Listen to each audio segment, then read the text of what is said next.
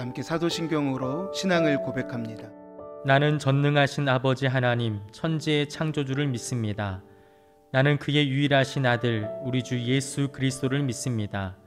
그는 성령으로 잉태되어 동정녀 마리아에게서 나시고 본디오 빌라도에게 고난을 받아 십자가에 못 박혀 죽으시고 장사된 지 사흘 만에 죽은 자 가운데서 다시 살아나셨으며 하늘에 오르시어 전능하신 아버지 하나님 우편에 앉아 계시다가 거기로부터 살아있는 자와 죽은 자를 심판하러 오십니다.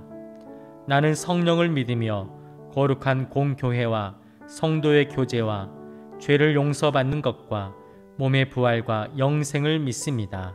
아멘. 찬송가 341장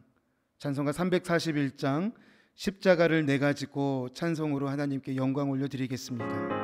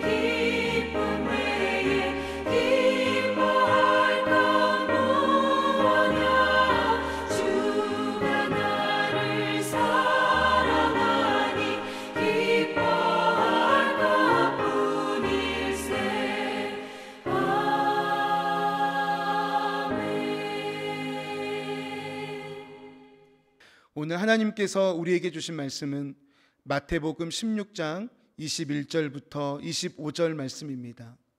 마태복음 16장 21절부터 25절 말씀입니다.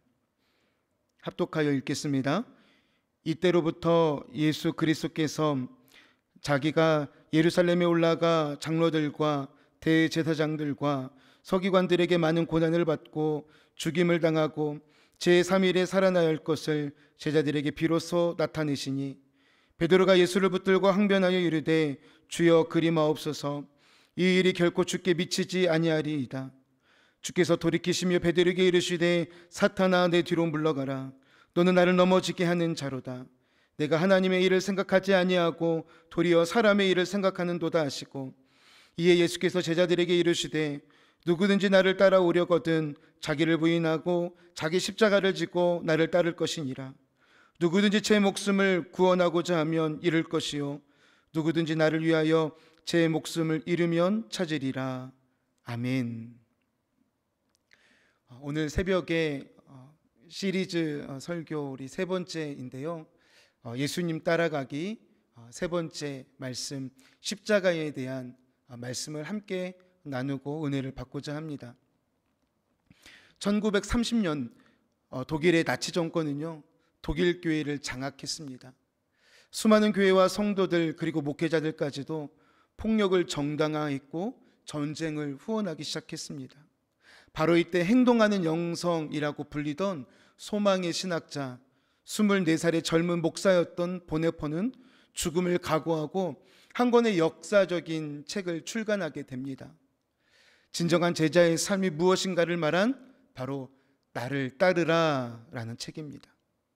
나치 정권이 아닌 진정한 신앙인이라면 예수님을 따라야 한다, 이 책에서 말하고 있는 것이죠.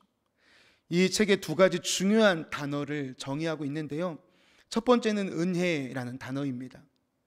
은혜가 비싼 이유는 무엇보다도 하나님의 아들 예수 그리스도를 십자가에서 희생하며 온 인류를 구원했다라는 것입니다. 이러한 하나님의 값비싼 사랑과 은혜에 대한 올바른 이해가 제자도의 출발점이며 그 사랑과 은혜를 깨달았을 때 나를 따르라 라는 주님의 부름 앞에 순종할 수 있다라는 것입니다. 두 번째는 제자도입니다. 진정한 제자도의 모습은요, 나를 따르라는 예수님의 부름에 행동으로 순종하는 것이다. 그래서 따름은 그리스도와 관계를 맺는 것이다 라고 이렇게 말할 수가 있는 것입니다. 사랑하는 성도 여러분, 진정한 은혜의 깨달음은 제자도로 연결이 되며 진정한 제자도는 진정한 은혜가 있음을 증명하며 살아가게 된다라는 것입니다. 예수님께서는 지금 이 시간에 우리에게 무엇이라고 말씀하고 계실까요? 저와 여러분들에게 예수님은 뭐라고 말씀하실까요? 마찬가지로 우리에게도 나를 따르라 이렇게 말씀하실 것입니다. 오늘 본문의 24절 말씀입니다. 함께 읽어보겠습니다. 누구든지 나를 따라오려거든 자기를 부인하고 자기 십자가를 지고 나를 따를 것이니라. 아멘. 이 말씀이 주님을 따르는 순서이며 자세입니다. 예수님을 따르는 자의 모습이라는 것이죠. 오늘 크게 두 가지 십자가에 대한 또 자기 부인에 대한 이야기를 함께 나눌 텐데요. 첫 번째, 예수님께서는 우리에게 말씀하십니다. 자기를 부인하라.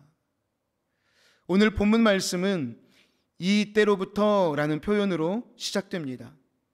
마태복음 16장 16절이에요. 예수님께서 제자들에게 너희는 나를 누구라 하느냐 이렇게 물어보십니다. 이 예수님의 질문 앞에 베드로가 이야기합니다. 주는 그리스도시요 살아계신 하나님의 아들이십니다. 예수님의 정체성을 정확하게 베드로가 고백하고 있다라는 것이죠. 이때라는 표현에서요, 베드로가 예수님이 하나님의 아들이고 또 그리스도임을 인정하기 시작할 때 그때를 이야기하는 것입니다. 예수님께서는요, 이제는 그동안 품고 계셨던 하나님 나라의 어떻게 보면 최종적인 그 비밀을 말씀하기 시작한다는 것입니다. 그것이 바로 예수님의 십자가라는 것입니다. 21절에 보면 예수님은요, 이때로부터 예루살렘에 들어가서 고난을 받을 것과 죽임을 당할 것과 그리고 사흘 만에 다시 살아날 것을 비로소 나타내기 시작한 것입니다. 유대인들이 그토록 오랫동안 기다렸던 메시아가 오면 이전과 다른 전혀 다른 세상을 살게 될 것이라는 그러한 믿음을 가지고 있었습니다. 그런데 바로 그때로부터 예수님이요, 나는 고난을 받고 죽어야 한다. 그러니까 그들이 생각했던 메시아의 모습과 전혀 다른 그러한 이야기를 가르치기 시작했다는 것입니다. 그러니 예수님을 그리스도라 고백했던 베드로도 예수님의 고난과 죽음을요 받아들일 수 없었다라는 것이죠. 그때 예수님께서 제자들에게 말씀하십니다. 아까도 읽었지만 24절에 누구든지 나를 따라오려거든 자기를 부인하고 자기 십자가를 지고 나를 따를 것이니라. 여러분, 이 말씀을요 세 번역으로 이렇게 표현을 하고 있습니다. 누구든지 나를 따라오려거든 자기를 부인하고 제 십자가를 지고 나를 따라오너라. 아멘. 중요한 문장이 있죠. 부인하고 그리고 십자가를 지고. 자기를 부인하고, 이 말은요 예수님 자신의 모습을 말씀하고 있는 것입니다. 예수님도 자신을 부인하지 않았더라면 그리스도가 될 수 없었을 것입니다. 자기를 부인한다는 것은요 인간적인 자신의 생각을 강하게 거절하는 것을 말합니다. 그리고 누구의 뜻을 받아들이는 겁니까? 바로 하나님의 뜻을 받아들이는 것이며 이 모든 것을 하나님께 맡기는 것을 의미합니다. 사도 바울은 그리스도인을 핍박하다가요 예수님을 만났습니다. 지난날의 모든 과오를 반성하고 복음의 빚진 자로 살겠노라 그는 고백하고 있었습니다. 그리고 자신의 삶을요 복음 앞에 늘 부인하며 살았습니다. 그러면서 자신을 뭐라고 이야기합니까? 나는 죄인 중에 괴수다, 이렇게 말하고 있지 않습니까? 그렇다면 우리는 이런 질문을 할 수 있습니다. 하나님, 그러면 우리가 어떻게 우리 자신을 부인할 수 있을까요? 어떻게 그것이 가능할까요? 예수님의 기도에서 그 해답을 우리가 얻을 수 있는 것입니다. 겟세마네 동산에서요, 예수님의 기도는 다른 것이 아니었습니다. 자기 부정의 시간이었다는 것입니다. 누가복음 22장 42절에요, 아버지여 이 잔을 내게서 옮기시옵소서. 그러나 내 원대로 마옵시고 아버지의 원대로 되기를 원하나이다. 사랑하는 여러분, 기도는 여러 가지 기도의 정의가 있겠지만 기도의 또 다른 정의는요, 자기 부정의 시간이라는 것입니다. 왜 그렇습니까? 우리가 처음에 기도할 때는요, 우리의 수많은 기도의 제목을 가지고 하나님께 기도하기 시작합니다. 그러나 기도가 깊어지면 깊어질수록 우리의 기도의 내용들이 달라지기 시작하는 것이죠. 우리의 기도의 초점이 달라지기 시작하는 것이죠. 처음에는 그 초점이 나에게 있었습니다. 그러나 우리가 기도하면 기도할수록, 그 기도가 깊어지면 깊어질수록 우리의 기도의 초점은요, 누구를 향하는 거예요? 바로 우리 주님을 향하는 것이죠. 그래서 결국에는 하나님, 나의 뜻을 다 내려놓고 주님의 말씀에 순종하길 원합니다. 주님 말씀하여 주옵소서. 그렇게 우리가 기도하게 된다는 것입니다. 사랑하는 성도 여러분, 끊임없이 기도함으로 여러분 자신을 비우시기를 원합니다. 그리고 그곳에 하나님으로 가득 채우는 그러한 저와 여러분 되기를 주님의 이름으로 축복합니다. 두 번째는요, 자기 십자가를 지라고 주님 우리에게 말씀하십니다. 이 말에는요, 두 가지 의미가 있습니다. 첫 번째는요, 각자 자기 십자가가 있다라는 거예요. 그러니까 이 십자가는 공동 소유가 아니라 개인 소유라는 것입니다. 두 번째는요, 십자가는 져야 한다는 것입니다. 절대로 십자가가 걸어놓는 장식이 아니라는 것이죠. 갈라디아서 2장 20절에는 우리에게 말씀하고 있습니다. 내가 그리스도와 함께 십자가에 못 박혔나니 그런적 이제 내가 사는 것이 아니요 오직 내 안에 그리스도께서 사시는 것이라. 아멘. 바울은 십자가를 치는 정도가 아니라 십자가와 함께 못 박히는 십자가의 영성을 우리에게 말씀하고 있는 것입니다. 여러분, 십자가는요, 피하려고 하면 점점 더 무거워집니다. 그러나 우리가 십자가를 기꺼이 지려고 하면요, 점점점 그 십자가는 가벼워지는 줄로 믿습니다. 십자가를 기쁘게 져야 예수님을 즐겁게 따를 수가 있는 것입니다. 십자가를 지는 것이 가장 고통스럽고 힘든 것 같지만 세상 사람들이 알지 못하는 행복이 바로 거기에 있다는 것이죠. 십자가를 지는 사람은요, 평안이 있습니다. 세상 사람들이 누리지 못한 깊은 안식이 있습니다. 십자가를 지면 지칠 것 같지만 아닙니다. 오히려 힘이 솟습니다. 이것이 바로 십자가의 신비인 것입니다. 서두에 언급한 디트리 보네퍼는요, 1906년 독일에서 출생하였습니다. 어린 나이에 그는 명석한 지혜와 지식으로 말미암아 20살에 신학 박사를 받았고요, 23살에 대학 교수가 되었습니다.